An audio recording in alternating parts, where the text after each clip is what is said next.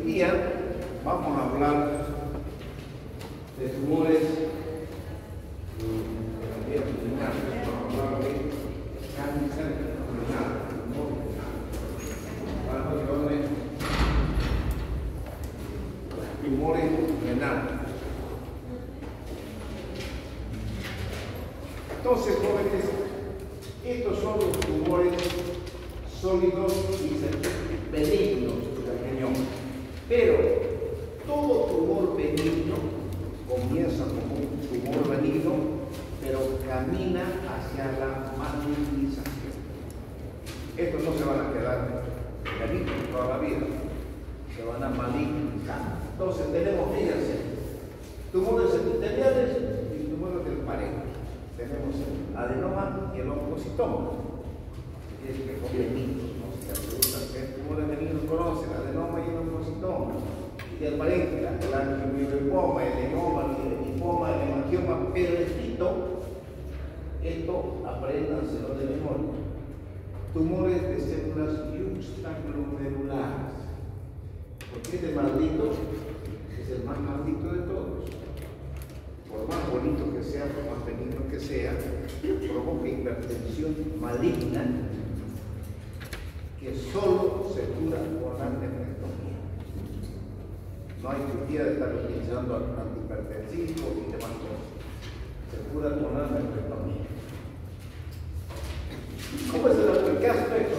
Fíjense, es una lesión benigna, son pequeñas glándulas bien diferenciadas y son asintomáticos, o sea, son encontrados fortuitamente porque ellos no se manifiestan clínicamente.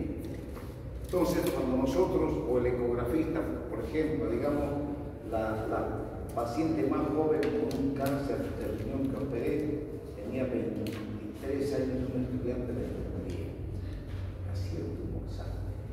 Y eso me preocupó porque siempre operé tumores personas mayores. El primer caso en mi vida que fue una persona tan joven me llamó mucho la atención. ¿Entienden? Entonces, pasa eso. Entonces, jóvenes, nosotros los urólogos, cuando primero está contraindicada la biopsia de un tumor renal. Entonces, por decir, hacemos una ecografía a esta señorita y se detecta unas imágenes sospechosas de un tumor renal. Hacemos la tomografía y es un tumor renal. Yo no puedo hacer una biopsia para decir si es benigno o maligno. Directamente hacemos una cirugía. Si el tumor está localizado en el polo superior o en el polo inferior, me da para hacer una nefrectomía parcial. Saco solamente el tumor y dejo el resto del riñón. Pero si está localizado en el meso, difícil, para todo el riñón afuera.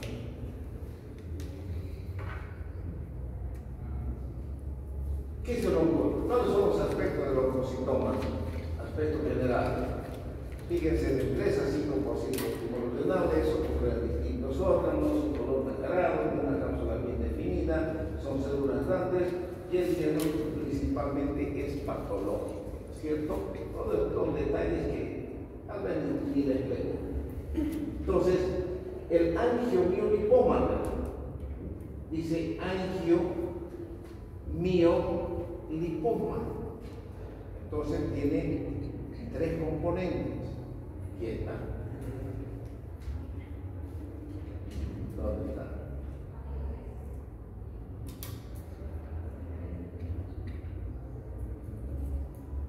Aquí está. Incluyen ganglios linfáticos regionales, grasa terminal y tejido vascular. Angiomiolipoma. Son lesiones no encapsuladas unilaterales de color amarillo que están asociadas a la esclerosis tuberosa en un 45-80%, son bilaterales y se puede extender a la grasa perirenal e involucrar ganglios linfáticos regionales y otros órganos.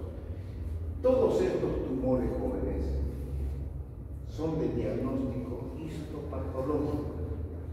Es difícil que para un cirujano le diga, está un tumor por una imagen macroscópica. Difícil. necesariamente tenemos que sacar el tumor, por eso es que muchas veces operamos tumores, entre comillas, benignos. ¿Cuántos oncocitomas no hemos operado?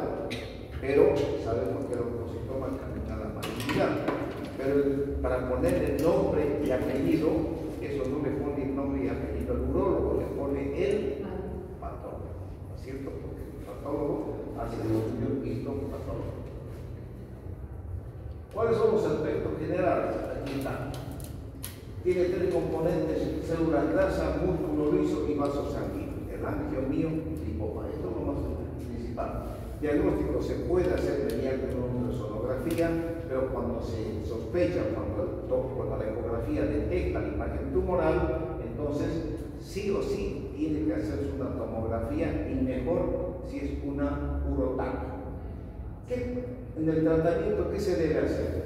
Cuando son tumores mayores a 4 centímetros, se debe someter a una cirugía renal conservadora o una embolización arterial. ¿Qué es una embolización? A ver si tenemos acá. Ya, ahorita vamos. Ya. Vamos a hablar de tumores de células intraglomerulares. Este es el más maldito de todos. Causa hipertensión arterial con hiperaldosteronismo secundario grave, que puede ser curado por tratamiento quirúrgico. Solamente el tratamiento quirúrgico, solamente la extirpación del tumor del riñón cura esa hipertensión maligna. Se presenta más en mujeres a la edad de 20 a 30 años y se origina a partir de los pericitos de las arteriolas aferentes del aparato yuxtaglomerular. Por eso se dice tumor de células yuxtaglomerulares, y contiene gránulos secretores de renina. Acuérdense del sistema renina, angiotensina, aldosterona. Me gusta preguntar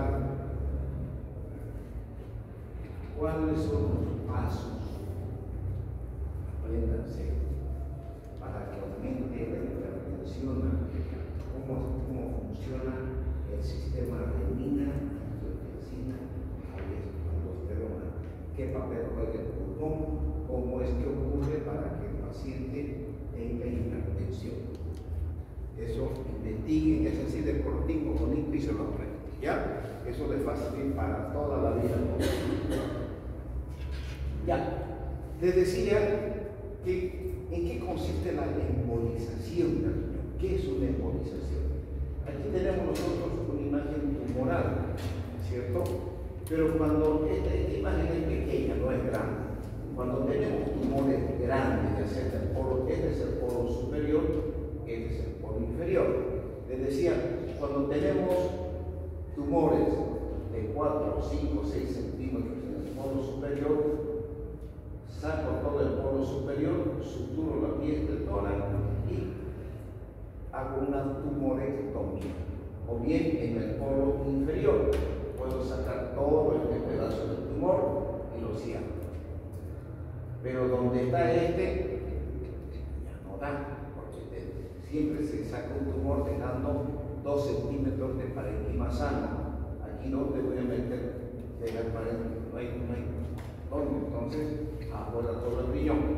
Les decía que cuando tenemos cáncer o tumores grandes, entonces es tal la magnitud, tal el tamaño del tumor, que la manifestación cuando este tumor, fíjense, ya ha entrado en contacto con la vía excretora. La vía excretora comienza en el cáliz, este es el infundíbulo en la pelvis. Si el tumor dice estoy presente, cuando el cáncer entra en comunicación con la vía excretora y se manifiesta a través de una hematuria macroscópica silenciosa, asintomática, indolora. Por eso se dice que toda hematuria macroscópica silenciosa es sinónimo de tumor o cáncer de vía urinaria mientras no se demuestra lo contrario. Es terrible, bueno, pues pasa. Es terrible cuando ustedes no han visto, he visto infinidad de veces la cara de miedo, de susto que presenta el paciente luego de levantarse al baño y ir a orinar, ya sea hombre o mujer, orinan y orinan sangre. Imagínense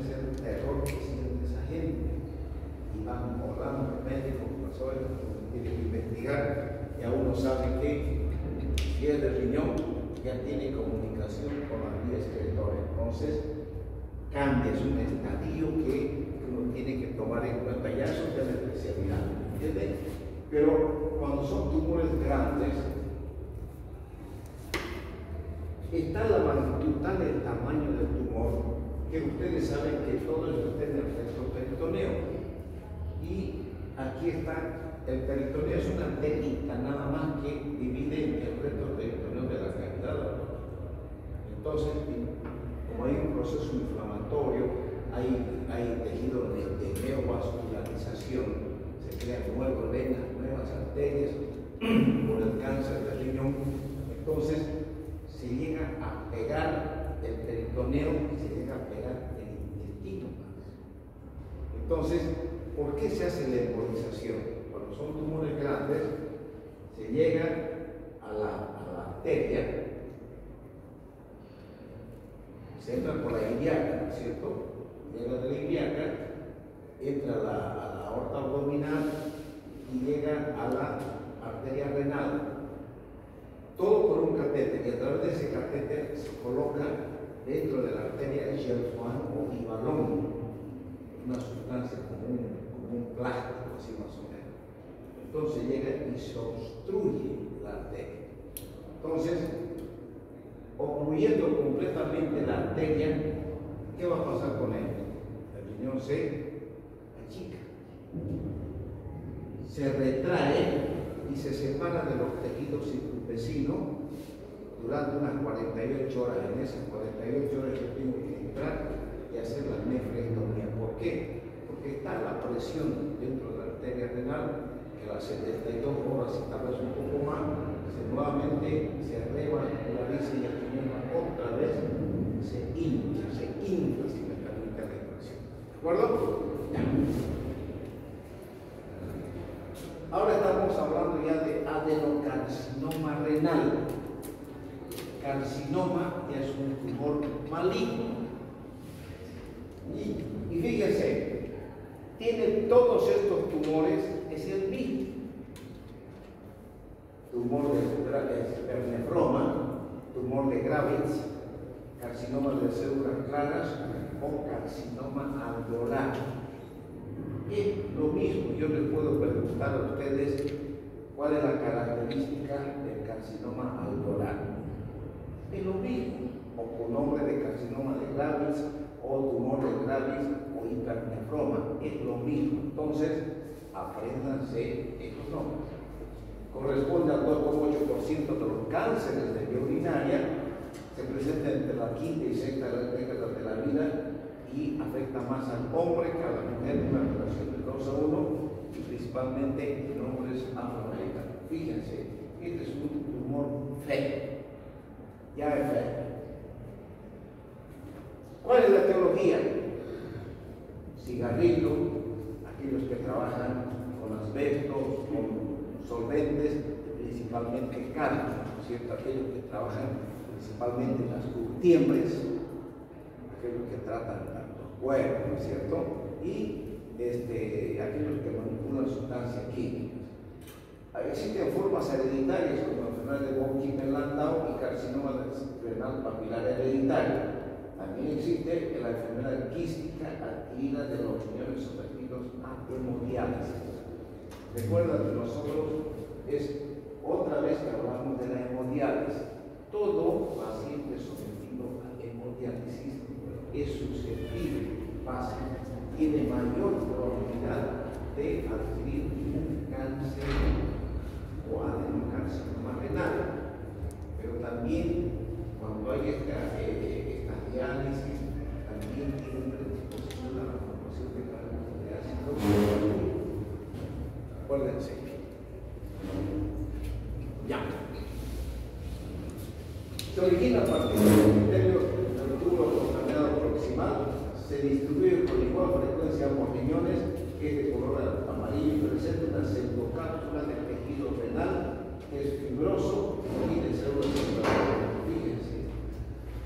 De esto he operado algo y les voy a mostrar cuando veamos la clase de laminología y se van a cansar de ver los los diferentes tipos de internefroma, no, la morfología, la forma macroscópica de internefroma. Es internefroma, pero tiene diferente aspecto. Aquí tenemos un aspecto, aquí tenemos otro aspecto, pero es un hipernefroma, ¿cierto? Seguimos con la de carcinoma renal. En la patogénesis son tumores vasculares que se diseminan por invasión directa. ¿Qué quiere decir? Todo cáncer renal crece se extiende hacia la vecindad. Primero llega a la cápsula y de la cápsula se va fuera de la cápsula y compromete la grasa perirenal. Por eso es que nosotros van a ver ustedes las imágenes que van a ver cuando les muestre la cirugía que he realizado. Yo entro y saco todo el riñón y no dejo una pizca de grasa que pueda ver. ¿Por qué? Porque la extensión del crecimiento, la proliferación celular del cáncer va por extensión, o sea, compromete este tejido más atrás y el cáncer, pero uno macroscópicamente no lo va a ver. Entonces, para asegurarme, yo saco todo el tejido graso que pueda tener el retroperitoneo y me apego a la cava y a la aorta para hacer la ligadura de la vena renal y la arteria renal. Ese es el secreto ¿por qué? Porque vamos a ver más adelante que el único tratamiento al cáncer del riñón es la cirugía, no hay más. Ni la quimioterapia, ni la radioterapia no le hace ni kiu, es solamente la cirugía. Una buena cirugía, teniendo en cuenta todos estos aspectos que acabo de decirles, cura al paciente. Y lo más triste, hay que esperar 5 años para saber si ese paciente está curado o no está. Entonces, en esos 5 años hay que hacer ecografías, tomografías, una serie de estudios, radiografías de tórax, o sea, periódicamente cada 6 meses para ver si el paciente tiene alguna recidiva. Les cuento un caso cortito. El papá de una licenciada en la Universidad de San Juan de Dios, un señor que era un albañil constructor, cerca de Mortal, que le sacó un tumor de riñón.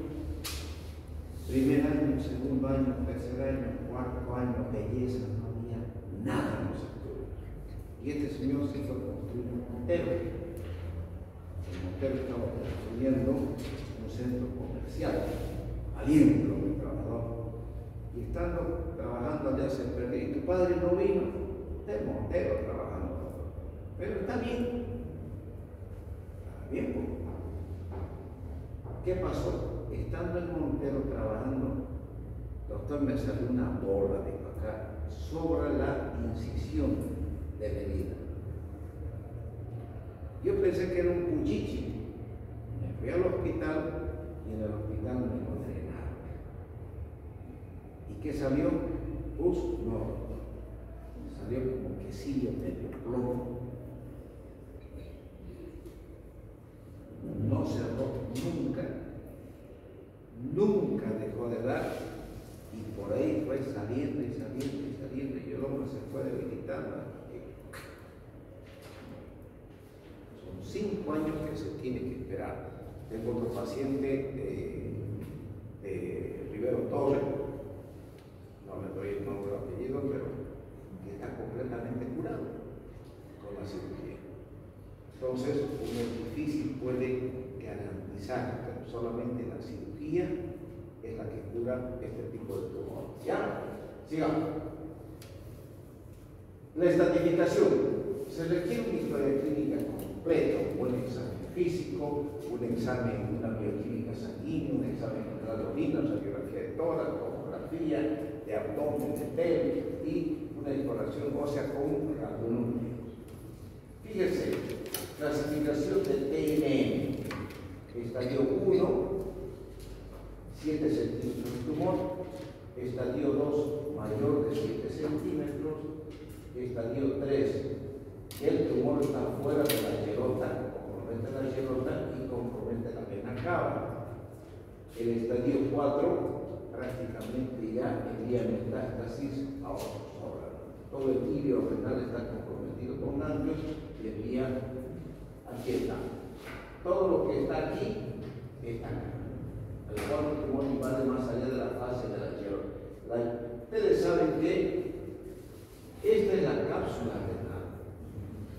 Luego viene la grasa perirenal y encima viene la fascia de xerota, que es gruesa. La fascia de xerota yo no puedo con mi dedo surchar y romper, no se rompe.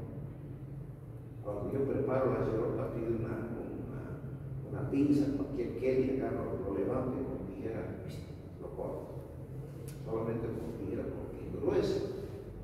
Imagínense que cuando hablemos de trauma renal, el riñón se llega a partir, les voy a mostrar la imagen, se llega a partir, el riñón sangra tanto que se va para afuera, aquí está el tejido graso y la xerota. Entonces, toda esa sangre que viene llega a la xerota y la xerota es un muro, es una pared que detiene el sangrado y ese coágulo que se forma juntamente con la grasa perirenal hace una presión contraria al lugar donde el riñón está partido y detiene el impacto del sangrado, o sea, le da tiempo de salvarse a ese paciente. Y les voy a mostrar el riñón accidentado, varios que he sacado, cómo el cristiano no se muere gracias a la xerota, que si no tendría xerota, pues sangre, se va todo el retroperitoneo y hasta ahí nomás. O sea, esa grasa, esa finalidad tiene la xerota. Esto es lo mismo, pero más no aprendo. Ustedes apréndanse esta clasificación de N. N es la ausencia de metástasis en granos linfáticos, N1 metástasis en un ganglio. Con que ustedes aprendan T1, T2, T3 y T4, quedemos en que esto solamente les voy a preguntar. Esto no. ¿De acuerdo? Ya. Esto no se aprendan, pero esto sí se parece.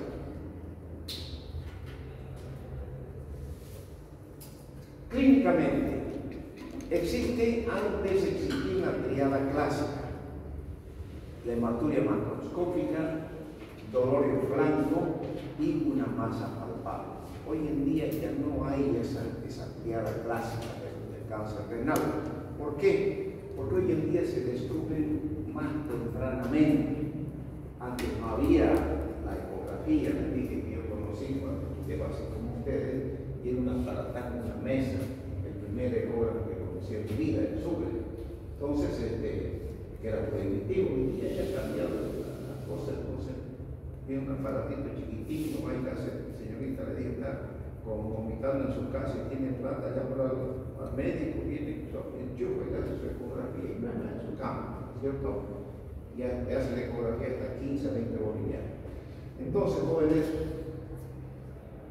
ya no existe más. ¿Por qué? Porque el ecógrafo detecta claramente cualquier masa tumoral que pueda existir en el riñón, ya sea benigna o maligna, detecta una masa tumoral.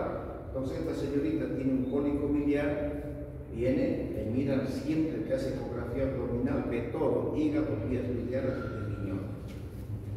Y el riñón pilla fortuitamente una masa tumoral que ni siquiera se ha manifestado clínicamente, pero ya la ecografía lo detecta inmediatamente, deriva al neurólogo, el neurólogo tiene una tomografía donde efectivamente hay una masa tumoral afuera del riñón y los diagnósticos son mucho más tempranos, ¿no es cierto?, con mejores resultados, por supuesto. Y existe la hematuria macroscópica acompañada de disnea, tos y dolor óseo, que son signos típicos de metástasis. ¿Qué quiere decir? Hay el síndrome paraneoplásico. Aquí habla al examen físico del varicocele del lado derecho. Cuando hablábamos nosotros de patologías adquiridas, hablábamos del varicocele del lado izquierdo, que se presenta por una anomalía en la desenvoltura de la vena espermática en la vena renal. Para que tengan varicocele, la vena espermática viene y hace un ángulo recto. a desembocar en la vena renal. Ese ángulo recto dificulta el trastorno venoso, se acumula sangre en el testículo izquierdo y forma el varicocele. Por esa causa, por esa anomalía anatómica. Pero el varicocele del lado derecho no hay, o puede haber, y cuando hay varicocele del lado derecho, se nos paran los pelos. ¿Por qué? Porque tenemos que investigar a fondo si no hay una compresión hepática o cualquier tumor hepático, cualquier tumor abdominal que nos comprima extrínsecamente la vena espermática del lado derecho. Y esa sea la causa del acúmulo de sangre en el testículo derecho para que forme un varicocele del lado derecho. Entonces, es raro, pero está dentro, dice, está dentro del síndrome paraneoplásico. No es normal un varicocele del lado derecho. Ahora, ¿qué es un síndrome? ¿Qué es un síndrome? A ver, ¿quién me responde? Conjunto de signos y síntomas propios de una patología. Ya. ¿Qué es la eritrocitosis? Bueno, aumento de eritrocitos. Entonces, dentro del síndrome paraneoplásico, aquel que tiene un cáncer de riñón, de 4 millones de eritrocitos que tenía, aparece con 6 millones.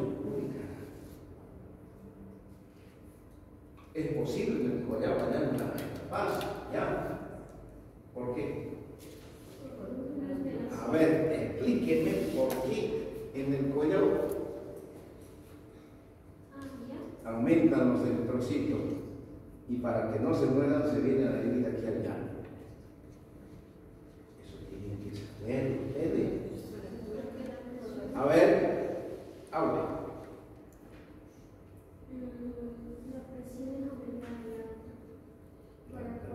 ¿La presión de qué?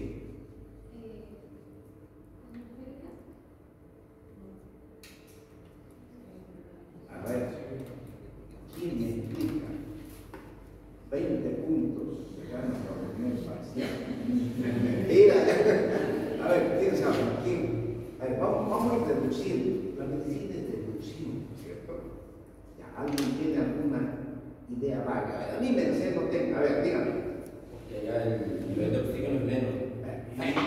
Necesita más eritrocitos y fisiológicamente hay mayor secreción de eritropoietina y por eso hay más eritrocitos. ¿Por qué aumentan los eritrocitos? ¿Qué función tienen los eritrocitos? El transporte de oxígeno.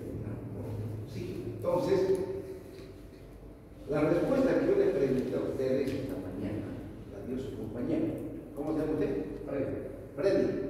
¿Freddy qué? Pérez. Ya. La eritropoietina se estimula de acuerdo a la cantidad de oxígeno del organismo. ¿Qué quiere decir? Todos somos eritrocitos. ¿Cuánto tiempo de vida tenemos los eritrocitos? 120 días. Ya. Entonces resulta que son 120. Llegan 120 días y la mitad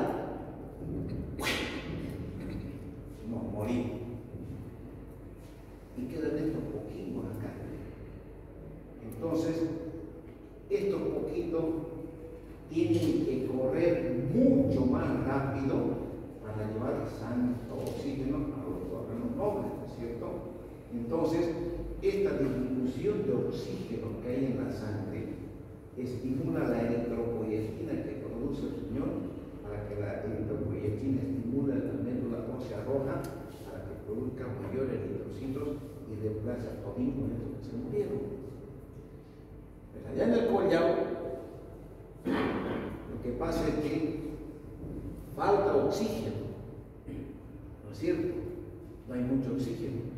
Esa disminución de oxígeno estimula la eritropoietina para que produzca más eritrocitos y esos 6 millones para ese cristiano le llegan a transportar y le mantienen tranquilo oxigenando sus órganos vitales.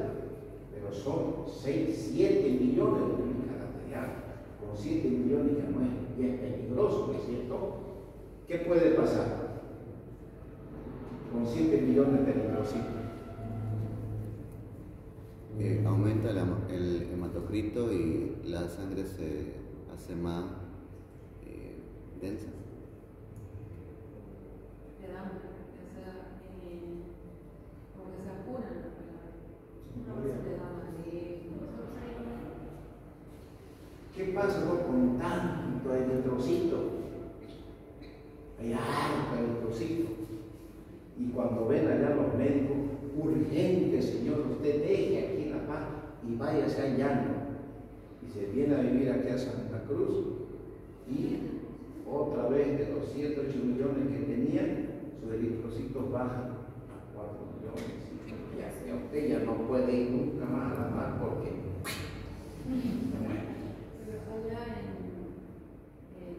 a otro en Chile hay un lugar que se llama Sierra Gorda, igual pasa lo mismo.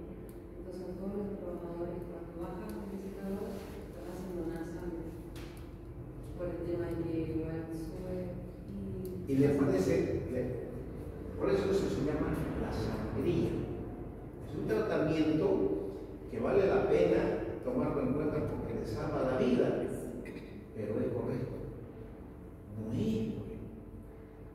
es que todo el tiempo esté meta sangre y banco de sangre, no. Ese paciente tiene que ir a vivir acá.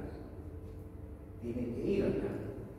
Porque en La Paz, por ejemplo, para cuando ven mucha sangre, ya no más les ponen y les hacen las famosas, entre comillas, sangrías. Le sacan sangre y al sacar sangre, se siente más tranquilo. ¿Por qué? Porque puede haber cualquier accidente vascular cerebral o cualquier cosa. Aquí no más que un hombro, ¿no es cierto? Entonces es peligrosa esa cantidad. Pero como dice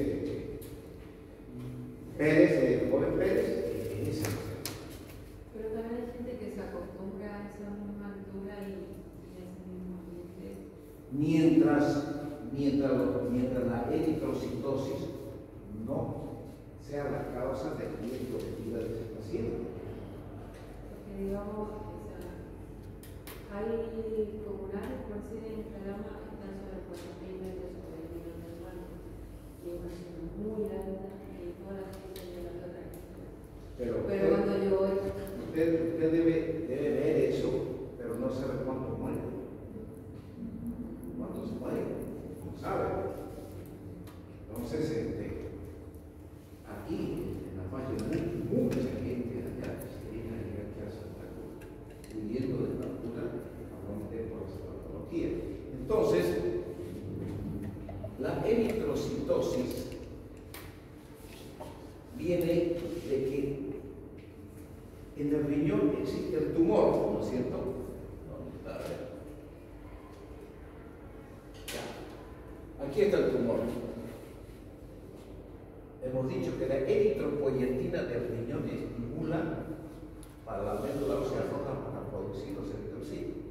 No se sabe si es el tumor el que estimula la producción de eritropoyetina o el tumor al comprimir el parénquima sano está estimulando mayor cantidad de eritropoyetina para que se produzca la eritrocitosis, porque aumenta. Por eso es un síndrome paraneoplásico. ¿Y cuándo normaliza? Cuando se saca el tumor. Saca el tumor y todo ese síndrome vuelve otra vez a lo normal. Pero ahorita vamos a hablar. Ya. La hipercalcemia aumenta el calcio, entonces se cree que el tumor produce alguna hormona parecida a la paratormona para que estimule el calcio. La hipertensión se cree que ese tumor comprime el parénquima renal y ese tumor estimula la producción de renina para que aumente la presión arterial. La disfunción hepática, anoten, la disfunción hepática se acompaña de 1. Fosfatasa alcalina elevada. 2. Aumento del tiempo de protrombina. 3. Hiperbilirubinemia.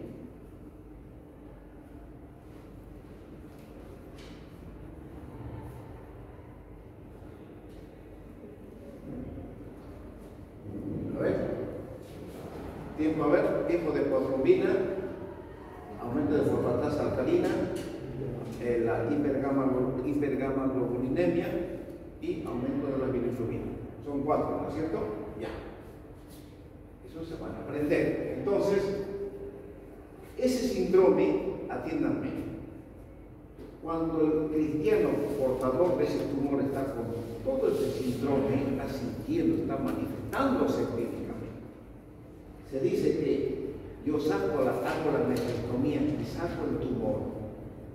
Si es que todo este síndrome desaparece, bendito sea Dios, no es una metástasis, producto del síndrome paraneoplásico. Pero si esa hipercalcemia, esa eritrocitosis, esa hipergamaglobulinemia, luego de sacado el tumor, no desaparece, metástasis cancerosa. Y ahí no hay tutía. Eso es nomás vestidito de madera y llevarlo al cementerio, ¿no es cierto? Sí, no es más. No hay que cure. Sigamos. ¿Qué vamos a encontrar en el laboratorio? Anemia, la hematuria, que puede ser primeramente microscópica, luego se hace macroscópica. La velocidad de sedimentación elevada, el aumento de las enzimas hepáticas, que ya les dije, ¿no es cierto? Y en el examen general de orina tenemos células malignas al examen citológico. ¿Qué es el examen citológico? Cuando estaba haciendo la especialidad, me gustaba a mí pedir, porque teníamos tantas cosas que hacíamos que aquí no se hace. Creo que de allí nomás agarraba, Orinoco Sangre, señor, un poquito, alguna vez. Citología urinaria, yo quería ver y me iba al laboratorio. ¿Qué hacen? Las mujeres orinaban correctamente, orinan, esa orina se centrifuga y todo el sedimento se va hacia el fondo. Pero el citólogo no es cualquier técnico de laboratorio que viene y va a trabajar, no señor, es gente especializada en citología, tampoco así que son médicos, no son técnicos, pero de alta especialidad, y esos tipos vale. ¿Por qué? Porque la citología nos detecta tempranamente ya sea un cáncer de vía excretora, un cáncer de vejiga o un cáncer de riñón.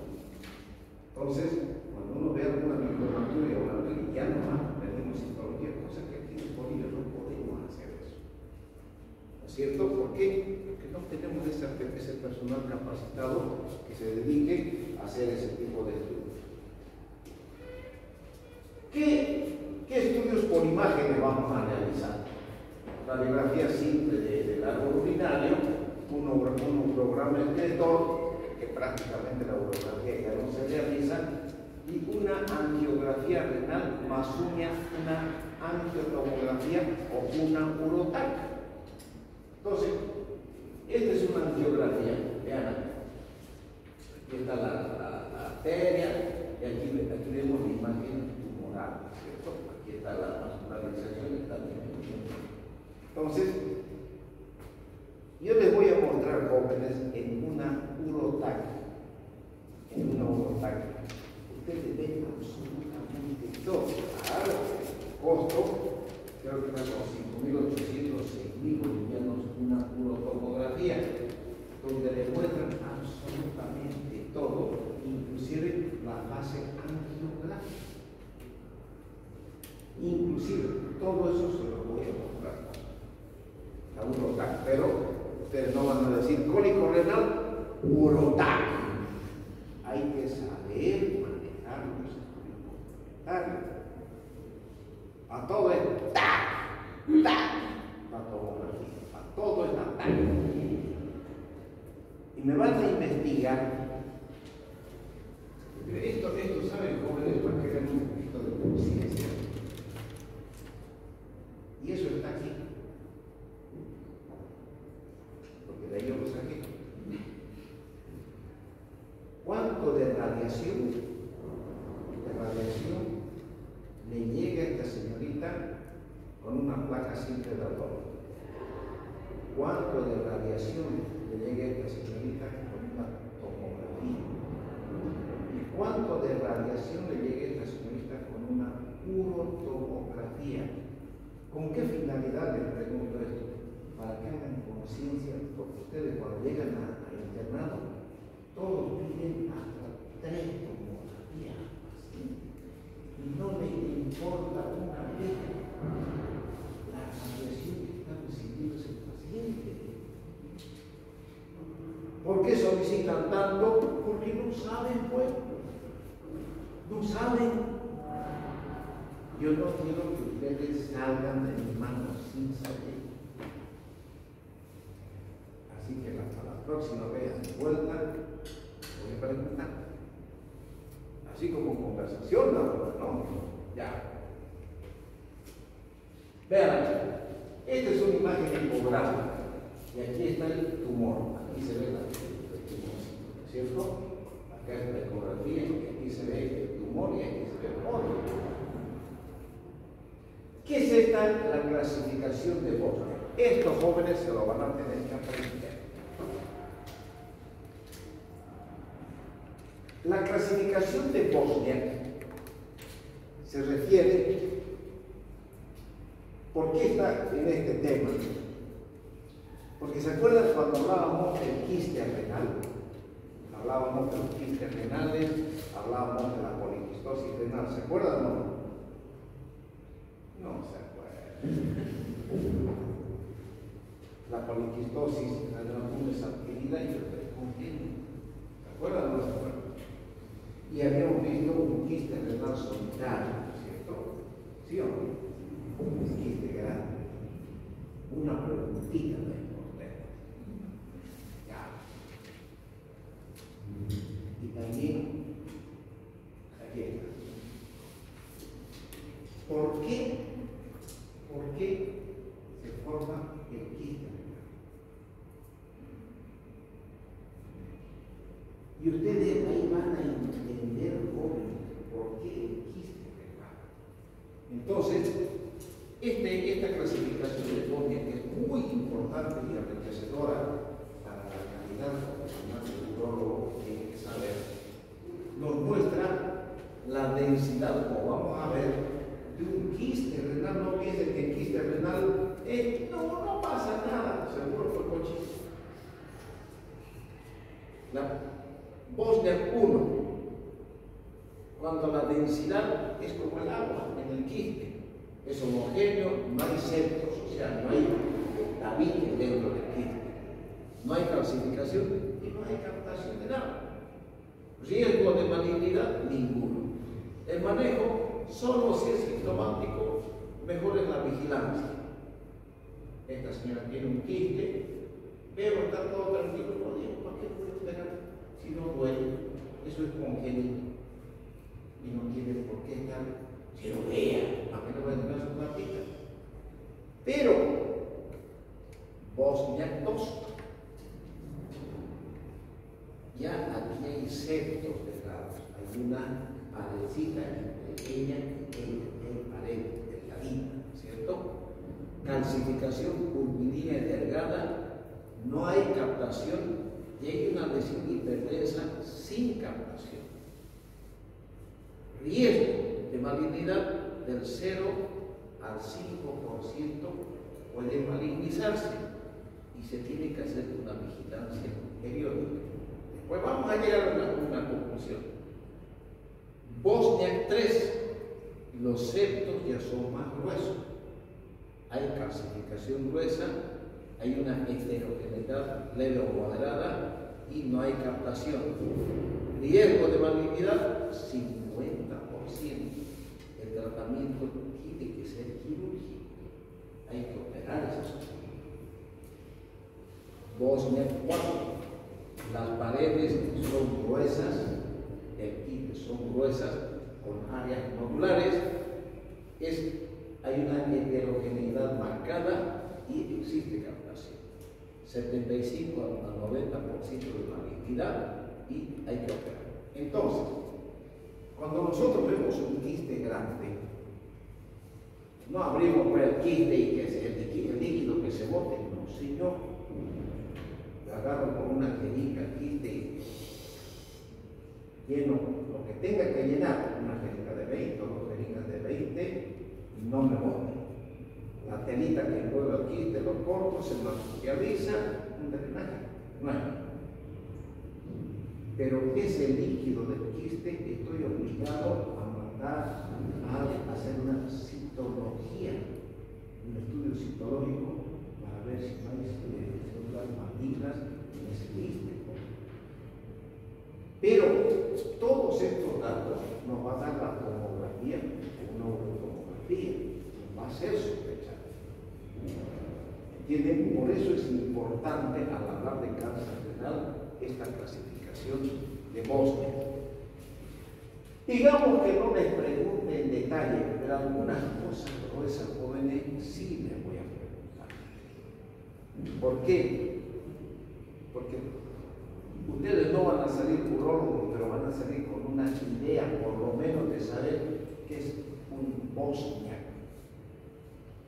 Trata de la clasificación del quiste renal para ver si es cáncer o no es cáncer. Ya está. Ya saben. ¿No es cierto? Entonces, no les voy a preguntar en detalle, pero estas cosas gruesas sí apréndanselas. Adenocarcinoma renal. Aquí tenemos una tomografía, riñón bonito, y aquí está el tumor sano. Aquí está el tumor y el cáncer renal, y aquí tenemos otros, son tumores bilaterales, 2 riñones.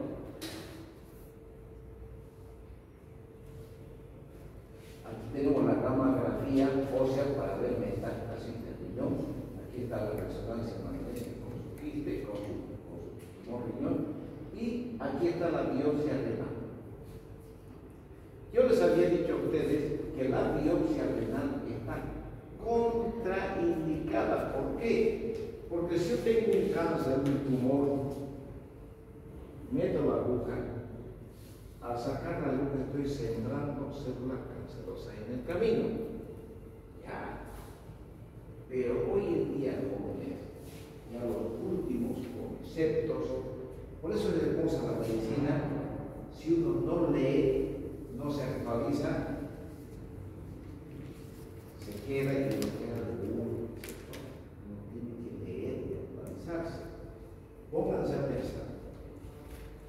Antes, cuando yo hacía trasplantes renales, hicimos durante 10 años y 8 meses, sacábamos riñón, el mejor riñón queda para ella y el otro riñón no.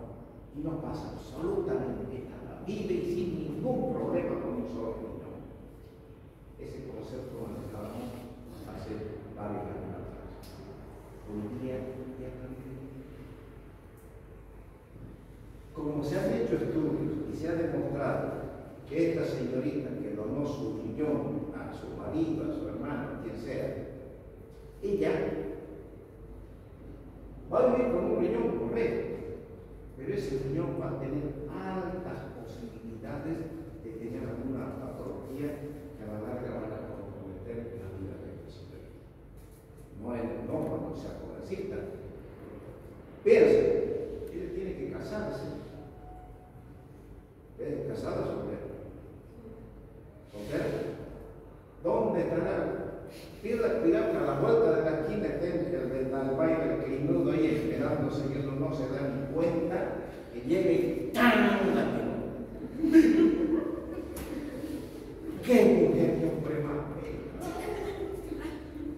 Y uno se enamora y todo.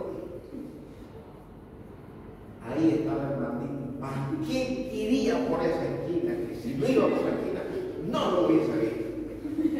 Así es el amor. Ustedes saben lo que son las feromonas, ¿no es cierto? Bueno, no es lindo lo que es lindo, sino lo que a uno le gusta.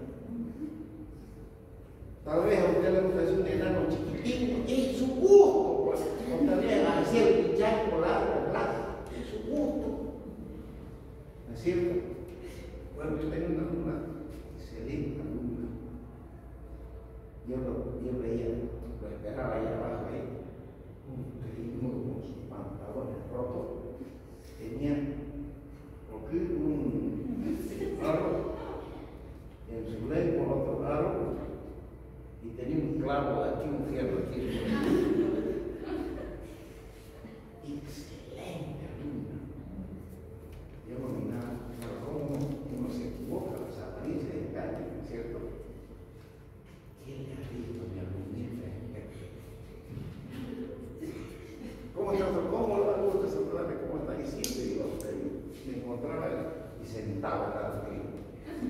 Bueno, no sabía que tenía eso todito. Cuando un día mi hijo me dijo, mamá, ¿vos tenés una alumna tanto? Sí. Es enamorada de mi amigo. ¿Quién es tu amigo? Pero dije, ¿te conoce? No sé, digo, ¿quién? Hay un primudo que va. Es el tornillo. Y mi hijo estudió 2 carreras. Uno se estudiaba, es ingeniero industrial y de sistema. Y aquí estudió ingeniería petrolera, las 2 carreras, salió. Y era su compañero, es excelente alumno. Y cómo las apariencias engañan. Ya después egresó, se sacaría eso, ya lo vi como la gente, ¿y qué es por acaso? No hay gente tanto. Pero hijo, son generaciones también difíciles de aceptar esa. Me cuesta. A ustedes será normal, a mí me cuesta.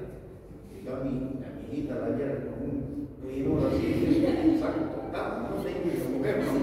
Pero las apariencias engañan, ¿no? Ya. Algunos estaban durmiendo y ya pasó. Entonces, la biopsia hoy en día, el concepto ha cambiado porque ya no es lo mismo que una persona viva con un solo riñón.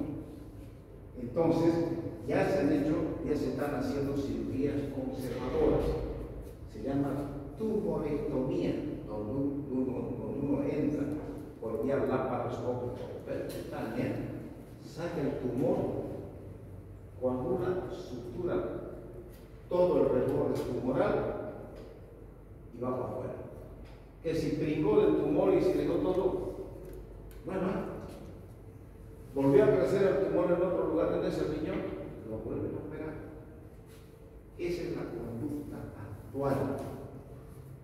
Pero nosotros,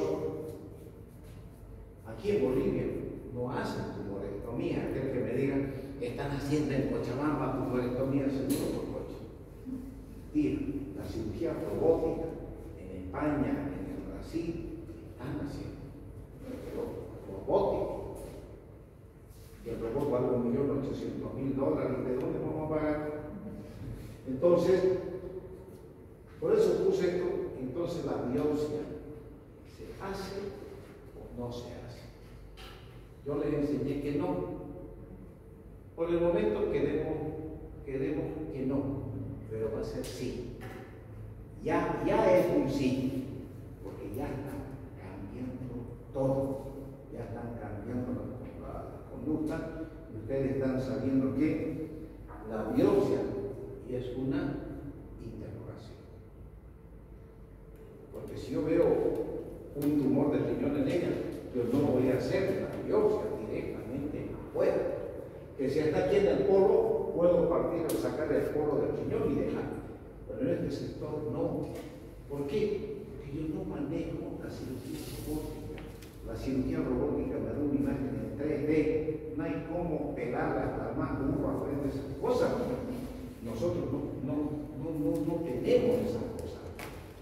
Entonces, como tenemos en nuestro medio, no hay entonces la biopsia, digamos no. Pero es decir, sea, yo no les voy a preguntar a ustedes, la biopsia está contraindicada en tumor renal. No les voy a preguntar por qué. Porque, según esto, no. Pero la realidad, la modernidad, la medicina moderna indica que sí se hace la tumorectomía. ¿Listo? ¿Qué pasa con la enfermedad localizada? Hay que hacer una nefrectomía radical. Radical significa sacamos todo el riñón, cortamos el ureter, sacamos toda la grasa perirenal, nos apegamos a la cava y a la aorta y nos pegamos acá y sacamos todo, si es posible, todos los ganglios perirenales que existen en el pedúnculo renal. Esa es la nefrectomía radical. Y su fase a la Gerard, incluida la suprarrenal, y la guardia. Entonces, le dije que limpiamos toda la grasa perirenal, ¿no? La embolización de la arteria renal, ya hemos hablado de la embolización, la arteria se coloca el foano y el balón, y durante las 48 horas se achica, ahí se separa de los tejidos circunvecinos. Yo aprovecho de sacar el riñón porque se separó del intestino, en fin, y me facilita la nefrectomía radical. La enfermedad localizada, su propósito es lograr la extirpación del tumor y obtener un amplio margen de tejido normal. Hay que hacer una incisión subcostal, una toracotomía o la clásica lumotomía. La recurrencia local es del 2 al 3%. Entonces, aquí ya se está hablando de la tumorectomía. Ya está yendo en contra de la biopsia, ¿cierto? Ya está yendo. Seguimos con la enfermedad localizada. La nefrectomía radical laparoscópica, donde hay una recuperación más rápida y una eficacia comprobada. Hay una lección en pacientes con tumores de menos de 10 centímetros y sin extensión lateral o trombos o en la vena renal. Se puede hacer una nefrectomía parcial, dije, cuando está en el polo superior e inferior, y resección del borde con un margen adecuado de parénquima renal. Tumores menos de 4 centímetros que se localizan periféricamente. Periféricamente quiere decir superior o inferior. ¿Ya? Uso de crioablación, focalizada de alta frecuencia y ablación con radiofrecuencia. La crioablación es cuando lo congelan al tumor y esa congelación facilita la extirpación tumoral. Y la observación como tratamiento de tumores de menos de 3 centímetros en pacientes ancianos. Entonces, cuando uno ve un paciente, tengo un paciente de 92 años con un tumor, ¿para qué lo voy a operar? ¿Para qué? No hay motivo, ¿no es cierto? Porque tal vez por la cirugía el viejito está tranquilo con su tumor que no ha tenido hematuria. Quiere decir que el tumor no ha entrado todavía en contacto con la vía infectora, pero está viviendo con la familia. ¿Qué tal si yo para operar los sacos y el viejito no recupere ni cierre de herida por más que haga su proteinograma, vitamina? No, déjelo vivir, ya vivió. Todos tenemos que irnos de esta vida. No piensen que ustedes son eternos, no, de ninguna manera. Yo estoy más antes que ustedes, por supuesto que sí. Entonces, digamos. Entonces, a pacientes ya ancianos no se les recomienda cirugía cuando tiene tumor. Depende. Es que, a ver, toda conducta quirúrgica tiene que ser realizada para mejorar la calidad de vida del paciente. Si yo no te voy a mejorar tu calidad de vida con una cirugía, debo operar. No es operar por operar. Yo no estoy de acuerdo. Hay que darle un minuto más de vida. Mientras un minuto más viva, hay que ganar. No sé. Importa mucho la calidad de vida del paciente. Yo rogaba que Diosito se lo lleve a mi padre, porque yo lo veía sufrir con cáncer. Entonces, uno quiere tanto a la persona que ya no quiere ver sufrir. Y se van de a poquito, y bueno, entonces uno no puede. ¿Para qué? Hay que hacer una quimioterapia, déjenmelo tranquilo. 87 años, ¿para qué quimio y radio con un cáncer de pulmón? Déjelo. Y a poquito se fue. Pero uno, cuando ve a la persona que uno está matando, como yo voy a querer que mi padre se muera, pero uno ya no lo quiere ver sufrir, porque la gente sufre. Imagínese usted que no tenga fuerza ni para levantarse, ni para bañarse, ni para nada, y de a poquito se levanta y se levanta hasta que. Así es la vida. No es humano. Hacer por hacer. Sigamos. ¿Qué hacer cuando hay una enfermedad diseminada? Cirugía. La nefrectomía radical más excesos de metástasis solitarias, como en el pulmón, se puede hacer una extirpación de un lóbulo de pulmón cuando hay metástasis de pulmón. Radioterapia, paliación efectiva de metástasis en cerebro, huesos y pulmones. Tratamiento paliativo, no está hablando de curación.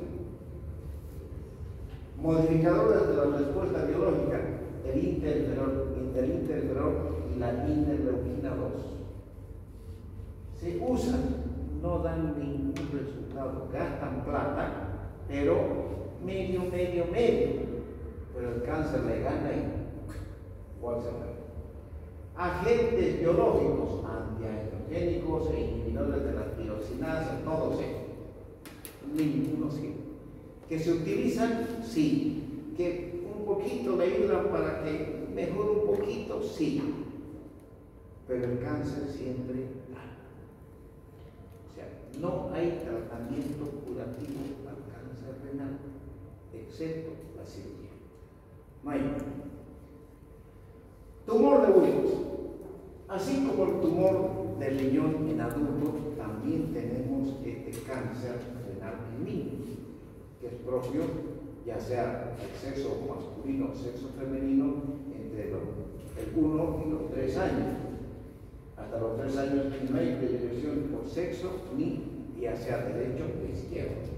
Se presenta de forma familiar y no familiar, asociado con anomalías congénitas como el síndrome de Wagener, tumor de Wilms, anilidia, malformación urinaria, retraso mental, hipertrofia aislada. Es un tumor sólido frecuente en niños, pero bendito sea Dios, este tumor no lo mata al niño, a no ser que esté muy complicado, porque la cirugía más la radioterapia o cirugía más radioterapia y quimioterapia curan al paciente. Lo curan al paciente. Lógicamente, hay que hacer sus controles.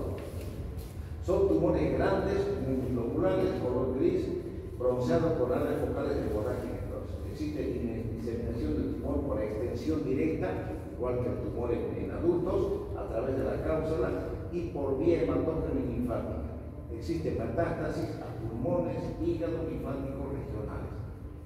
Todo esto tiene que aprendérselo jovencito. La histología, fíjense. El tumor de un típico consta de elementos blastémicos, epiteliales y estromas en distintas proporciones. Esto me interesa que se aprenda. El 95% tiene característica histológica favorable. Quiere decir que el 95% de los tumores de Wilms se curan. Cirugía más radioterapia, cirugía más radioterapia o quimioterapia. Los tres tratamientos se emplean y se curan. Pero aquí está este 5% de histología desfavorable. O sea, de 100 niños, 5 pueden morir. Cuando hay anaplasia, cuando es tumor rhabdoide del riñón y cuando está este maldito el sarcoma de células claras en el internefrón. O perdón, en el tumor de Wilms. Hasta ahí no más llego. Clínicamente, existe una distensión o masa abdominal, miren del abdomen del niño, dolor abdominal, hay hematuria, fiebre e hipertensión. Yo no les voy a preguntar estos porcentajes, Además, uno puede estar exigible, pero me tienen que saber que hay tensión, dolor abdominal, hematuria, fiebre y hipertensión arterial. Eso sí, me tienen que saber. La estratificación del tumor. Estadio 1, el tumor está completamente dentro del riñón, se remueve intacto y no hay invasión de vasos sanguíneos. El estadio 2, siempre tensión fuera del riñón, ya salió aquí fuera del riñón, siempre es el riñón, ya está aquí afuera, se remueve intacto. Si hay invasión de vasos sanguíneos acá, todo el tronco tumoral tiene que ser removido, puede haber un derrame tumoral, tiene que ser localizado. Si al sacar esto hay un derrame tumoral, se tiene que localizar. Estadio 3, hay un tumor, fíjense, ya está fuera del riñón, fuera está con vasos. Tumor residual después de la cirugía, cambios positivos, penetración de los tejidos alrededor del riñón, implante de tumor en las superficies peritoneales y resección incompleta del derrame. Y el estadio 4 sobre metástasis a distancia. Aquí está una tomografía, miren esa imagen tumoral, este metástasis, aquí está una imagen metastásica, aquí tenemos imágenes metástasis más chicas, pero esta es la más grande. El tratamiento. Estos jóvenes aprendan. Cirugía se llama nefrectomía radical. No se llama nefrectomía, se llama nefrectomía radical. Si ustedes me ponen nefrectomía, está mal. Pongan radical, porque tienen que poner radical para que esté bien. Quimioterapia, no les voy a preguntar con qué, la vincristina, doxorubicina, nada. Cirugía, nefrectomía radical, quimioterapia o radioterapia. Nada más. No quiero que aprendan más. ¿De acuerdo? Sarcoma del riñón. Y otro tumor. ¿Cuáles son los aspectos generales? Son raros, entre el 1 al 3% de los tumores malignos se presentan en el quinto decenio, presenta dolor abdominal en el blanco, más frecuente. Fíjense, dice sarcoma de riñón, sarcoma. Los más frecuentes son leiomioma, sarcoma, fibro, sarcoma, liposarcoma, el hemangioperitoma y el schwannoma maligno. Eso ustedes anótense. Tumores renales secundarios. ¿Cuáles son los aspectos generales de los tumores renales secundarios? El sitio primario más frecuente es el pulmón. Luego viene mama y por último el estómago. Presenta albuminuria y hematuria macroscópica como datos constantes. Hay una invasión del parénquima y la cápsula como conservación de la pelvis renal. Aquí está esta es la pelvis, se conserva, aquí está la cápsula y el parénquima renal. Hay bilateralidad en un 50% de los casos. Pueden ser bilaterales en un 50%. Estos jóvenes también los puedo preguntar. Y con eso se acabó. Bien. La práctica, como yo me voy el día lunes en la noche, el lunes en la mañana van a hacer práctica conmigo, lo que me toca.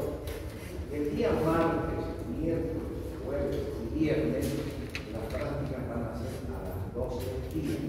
Ahí en urología con el doctor Ali. Brian Ali, un conocido, está el urologo. Entonces le dije que el caso clínico, el caso clínico, otra cosa. ¿El horario a partir de las 12, de 12 a 1 de la tarde, porque no puede más amplio. Como el paso de los 12, lo tienen que acá, allá, porque algunas cosas tienen que hacer las 12.